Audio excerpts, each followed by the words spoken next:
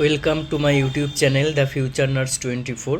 আজকে আমি তোমাদের সাথে বিএসসি এবং পিবিবিএসসি হিসেবে কালকে যাদের র্যাঙ্ক কার্ড এবং কাট অফ মার্কস বেরিয়েছিল সেটা নিয়ে জাস্ট সংক্ষেপে একটু বলে দেবো, এবং জিএনএম আরও একটা নোটিশ এসছে সেটা বলে দেবো।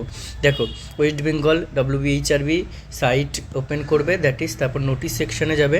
নোটিশ সেকশানে গেলে তোমরা পরবর্তী আপকামিং কি নোটিশ এসছে দেখতে পারবে। দেখো, লাস্ট নোটিশ যেটা রয়েছে, notice regarding candidate response and score card র মার্কস প্রো রেটেড র মার্কস, এটা হচ্ছে কিসের জন্য? Normalise marks and minimum marks secured by the last shortlisted candidate for interview as per category. ঠিক আছে, এটা জিএনএম। তো এখানে দেখবে, এটা ক্লিক করবে, ক্লিক করার পরে নোটিশ সেকশন এখানে 30/1/2026 বলে দিয়েছে কবে কবে দেখতে পাবে সেটা লিস্টটা দেখো, 16/2/2026। অর্থাৎ এই যে এখন যাদের জিএনএম হিসেবে যারা গ্রেড 2 অ্যাপ্লাই করেছিলে তাদের ইন্টারভিউ স্টার্ট হয়েছে 29 তারিখ থেকে, 29/1 থেকে, এবং চলবে আপ টু ছেলে মেয়ে মিলে 12/2 পর্যন্ত চলবে। তারপরে 16/2/2026 সে কিন্তু স্কোর কার্ড ডাউনলোড করতে পারবে। দেখো কী কী লেখা থাকবে: will be to view and download candidate response scorecard containing raw marks out of 100 R prorated raw marks out of 85। ঠিক আছে, normalized marks and minimum marks secured by the last shortlisted candidate for interview ওটাও লেখা থাকবে, তার সাথে as per category from the concern link, কোথা থেকে? এখান থেকে ডাউনলোড করতে পারবে। আচ্ছা, এবার ব্যাক করে আবার এই লিঙ্কটাতে ক্লিক করবে। সেকেন্ড লিঙ্কটাতে ক্লিক করার পরে সেকেন্ড লিঙ্কটা দেখবে, এখানে হচ্ছে যে 30/1/2026 দেওয়া আছে, এবং এটাও পিবিবিএসসি, বিএসসি এবং জিডিএম ওদের কী হচ্ছে এখানে স্কোর কার্ড। ঠিক আছে, পুরো স্কোর কার্ড, এই যে লিঙ্কটা অপটিমাল লিঙ্ক দেওয়া রয়েছে, এখান থেকে ডাউনলোড করতে নিয়ে পেরেছো। দ্য লিঙ্ক উইল এক্সপায়ার, কবে এক্সপায়ার হবে? যারা এখনও চেক করনি, কাল 1 মার্চ 2026, ঠিক আছে, 1 ফেব্রুয়ারি নয়, 1 মার্চ 2026 4টে PM লিঙ্কটা এক্সপায়ার করবে। কী কী লাগছে? Registration number and as the log in ID এবং ক্যান্ডিডেটস পাসওয়ার্ড। দেখো, পাসওয়ার্ডটা কী দিতে বলেছে, এটা অনেকে কনফিউশন ছিল। Shared by the candidate at the time of downloading hall ticket download করার সময় প্রথমে তোমার ডেট অফ বার্থ সামথিং, ধরো যাই ডেট অফ বার্থ ছিল সেটা দিতে হয়েছে। তো দেওয়ার পরে তুমি চেঞ্জ করেছো যে পাসওয়ার্ডটা, সেই পাসওয়ার্ড দিয়ে লগ ইন করে তারপরে কিন্তু ডাউনলোড করবে। আচ্ছা, এবার দেখো কোথা দিয়ে ডাউনলোড করবে, এটাও অনেকে আশা করি পেয়ে গেছো। তো এটা candidate response for score card recruitment GDMO and BSc, এখানে ক্লিক হেয়ার করতে হবে। ক্লিক হেয়ার যদি করো, তারপরে দেখবে এখানে তোমার এটা জিডিএমওই হোক বা বিএসসি পিবিবিএসসি হিসেবেই হোক, রেজিস্ট্রেশন নাম্বার দেবে এবং তার সাথে ইউজার পাসওয়ার্ড, যেটা হচ্ছে হল টিকিট ডাউনলোড করার সময় চেঞ্জ করেছিলে সেটা দেবে, ক্যাপচা দিবে, লগ ইন করবে। ঠিক আছে, দেন হয়ে যাবে। তো যাদের পাসওয়ার্ড ভুলে গেছো, ফরগেট পাসওয়ার্ড করবে বা ইউজার আইডি করবে, তারপরে দেখবে কী মেথড আসছে, তারপরে সেই অনুযায়ী করবে। যাদের তারপরেও ফরগেট করে হচ্ছে না, একবার কন্ট্যাক্ট করবে ডব্লিউবিএইচআরবির সাথে।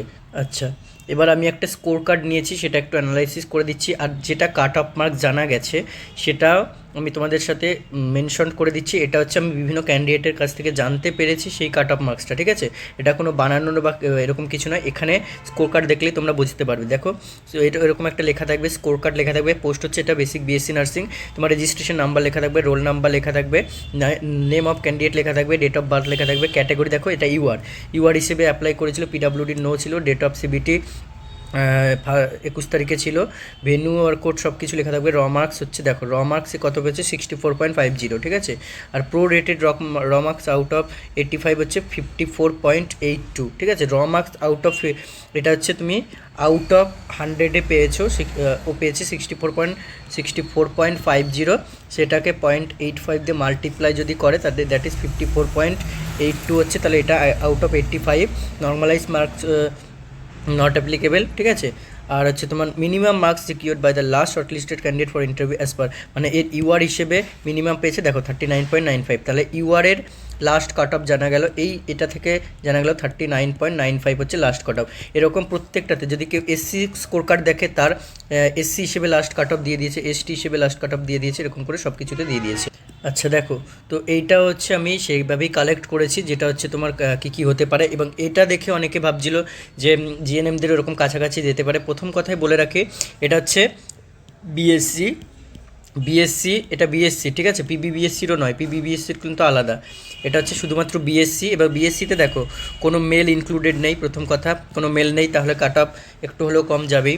তারপর হচ্ছে এছাড়াও মেল নেই, তো ব্যাপার হচ্ছে এখানে ফিমেলও গভর্নমেন্ট প্লাস প্রাইভেট মিলে আছে।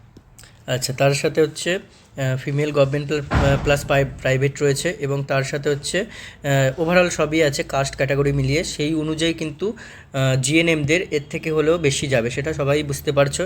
এবার লাস্ট যে জিএনএমদের মেল বা ফিমেল কাট অফ দেখবে SC39 গেছিলো, SC39 গেছিলো, সেটা ইন্টারভিউয়ের ভিত্তিতে। এবার সেটা এখন বিএসসিদের এটা হচ্ছে আউট অফ 85, কিন্তু এখনও এর সাথে ইন্টারভিউ অ্যাড হবে, এই 15 অ্যাড হবে, 15-এর মধ্যে 10, এই ইউআর যে 39 এটা লাস্ট কাট অফ, যে হাইয়েস্ট পেয়েছে তার সাথে আরও 5, 10, 15 এরকম অ্যাড হবে, 15 না হলেও 13, 14, 15 অ্যাড হতে পারে, ঠিক আছে। তো এইসব এখন প্রেডিকশন করা যাচ্ছে না, তবুও ধরে রাখো এর থেকে বাড়বে, অবশ্যই বাড়বে। মেয়েদের তো অনেক বাড়বে, ছেলেদের কিছু হলেও বাড়বে, ঠিক আছে। এইটুকু প্রেডিক্ট করা যাচ্ছে জিএনএমদের। তো এটা কিন্তু ওভারঅল নয়। এখানে দেখো ইউআর গেছে 39.50, ওবিসি এ গেছে 7.65, ওবিসি বি গেছে 36.55। আচ্ছা, তাহলে দেখো ইউআর আর ওবিসি বি এর মধ্যে কতটা কিছুই খুব বেশি ডিফারেন্স নেই, কিন্তু ওবিসি এর অনেক ডিফারেন্স, ঠিক আছে। এসসি গেছে 5.10, এটা দেখে অনেকে অবাক হয়ে গেছে। তাছাড়া এসটির তো দেখে আরও অবাক হয়ে গেছে 1.27, ইডাব্লিউএস 11 পয়েন্ট সামথিং একটা ছিল, এটা উইথিন 85-এর মধ্যে, আবারও বলছি উইথিন 85-এর মধ্যে। এরপরে আরও অনেক কিছু ব্যাপার স্যাপার রয়েছে। জিএনএমদের এটা দেখে কিন্তু কিছুটা হলেও আন্দাজ করা যাবে। জিএনএম মেলদের কিন্তু এর থেকে ধরে রাখো 10+ বা 15+ করে এরকম করে ধরে রাখতেই পারো। এটা ফিমেলদের ক্ষেত্রে বললাম, মেলদেরও কিন্তু ওরকম কাছাকাছি যাবে, ঠিক আছে, মেলদেরও যাবে।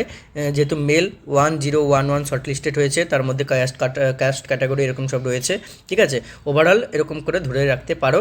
আশা করি জিএনএমদেরটা বুঝতে পারবে কবে থেকে না, মোটামুটি এটা কিন্তু কমপ্লিট হয়ে গেলে, মানে 12 তারিখে ইন্টারভিউ কমপ্লিট হয়ে গেলে 15 তারিখের মধ্যে জানতে পারবে। আশা করি এটুকুই মানে ইনফরমেশান দেওয়ার ছিল। এরপরে তোমাদের এখন ইন্টারভিউ শেষ হোক, ইন্টারভিউ চলছে, ইন্টারভিউর প্রত্যেকটা দিনের আমি কিন্তু মেমোরি বেস কোশ্চেন দিচ্ছি, ওগুলো ফলো করো। All the best.